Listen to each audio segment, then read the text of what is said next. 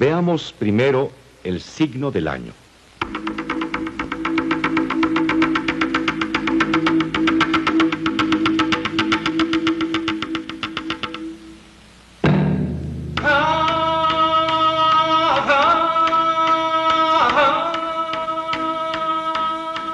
La base es el corte perpendicular de un canal. Su color, cuando no forma parte de un nombre de año, es el rojo. Si lo dibujáramos en una perspectiva actual, lo veríamos así.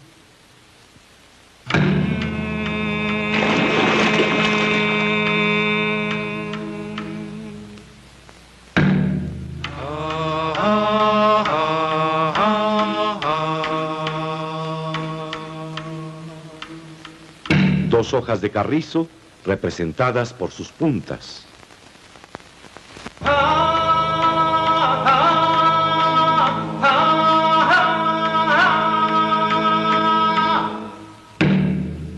Una pluma.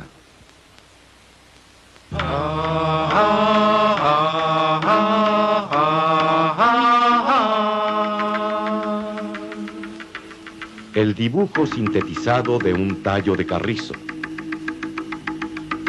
Todos estos elementos están unidos, atados con una cuerda que forma un nudo. Mecatl es el mecate. Anudar se dice ilpía. Entonces tenemos una oración completa, sujeto, verbo y complemento, que se debe leer Mecatl quilpía xihuitl, la cuerda que ata los años. Es decir, que este año 2 carrizo marca el fin de un ciclo cronológico. El calendario usado por los Tenochca marcaba ciclos que iban de 52 en 52 años. La celebración de esta atadura de años, fin y principio a la vez, está dicha así. Este es un mamalhuastli, instrumento tradicional para hacer el fuego. Entenderemos mejor esta representación dibujándola a la manera que conocemos ahora.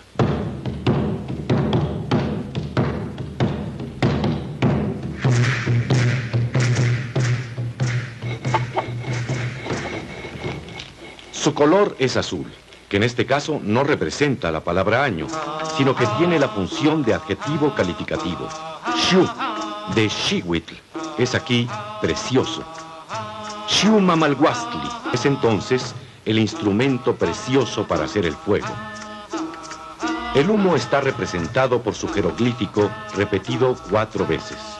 Está en movimiento, por lo que indica acción verbal. El humo se eleva abundantemente. La frase completa sería: el humo se eleva abundantemente del instrumento precioso para hacer el fuego. Es la metáfora, el sentido figurado de la ceremonia del fuego nuevo, que se une al año en que se celebraba cada 52 por medio de este lazo gráfico.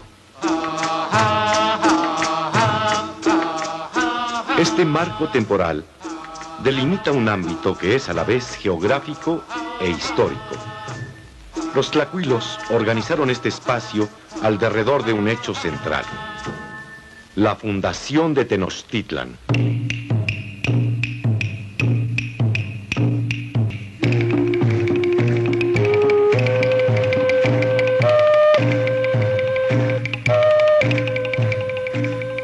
El momento preciso en que el águila se posa sobre el nopal, cuando se cumple la profecía y se detiene el largo peregrinar de los aztecas.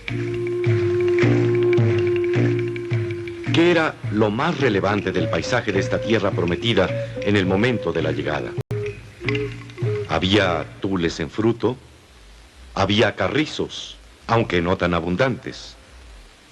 De estas plantas vemos sus raíces, es decir, que no están cultivadas, que son silvestres. Formando parte de este paisaje hay un marco acuático. Es una red de canales cuyos bordes ondulados nos están diciendo que contienen agua en movimiento. Agua de color turquesa, líquido precioso. Ad, el agua, corre al mismo nivel que la tierra, representada por la hoja en que dibujó el tlacuilo. No puede figurar el cielo al mismo tiempo porque quedaría a nuestras espaldas. A los canales los estamos viendo a ojo de pájaro, desde arriba. Los tules y los carrizos no están flotando en el aire. Su contorno inferior les da base de asiento. Los vemos de frente.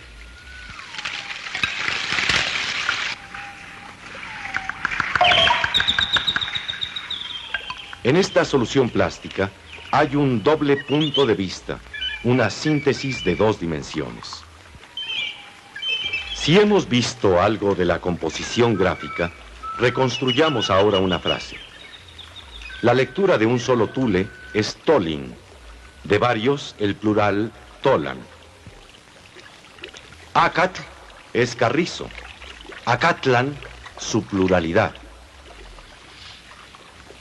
Piedra se dice tetl, güey es grande, tzalan, palabra que indica abundancia y también estar situado entre.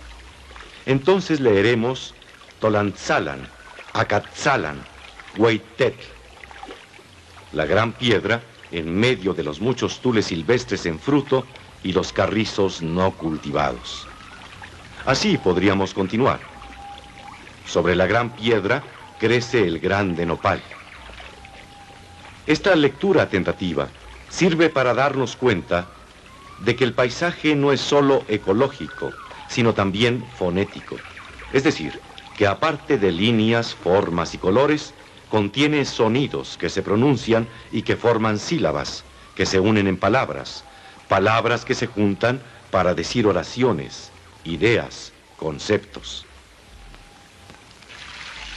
Los canales que nos hablan históricamente del control de aguas y la irrigación representan el signo Olin, concepto de movimiento, tal como lo vemos en otro glifo del mismo códice. Este es un topónimo, o sea, nombre de lugar. Se trata del pueblo de Olinalan. Olin, movimiento, tlan, quiere decir abundancia, ojo es Ixtli. Entonces, Olinalan es el lugar donde se ve abundancia de movimiento.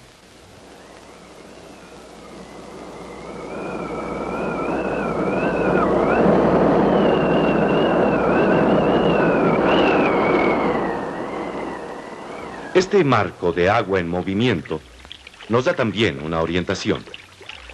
Cuando vemos un documento como este, sabemos que los puntos cardinales no están distribuidos como los conocemos ahora. El norte arriba, el sur abajo, oriente y poniente a los lados. En la tradición náhuatl, el punto más importante es por donde aparece el sol, el oriente. Por eso está situado en la parte superior. Entonces el poniente queda en la parte inferior, el sur hacia nuestra mano derecha y el norte, por lo tanto, a la mano izquierda. Por eso decimos que los documentos tradicionales están orientados, no norteados como los actuales.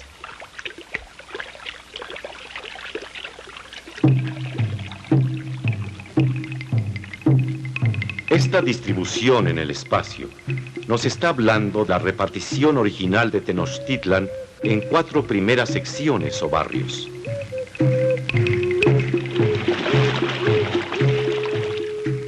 Es también una síntesis del paisaje lacustre, tal como lo vieron los tenochcas a su llegada.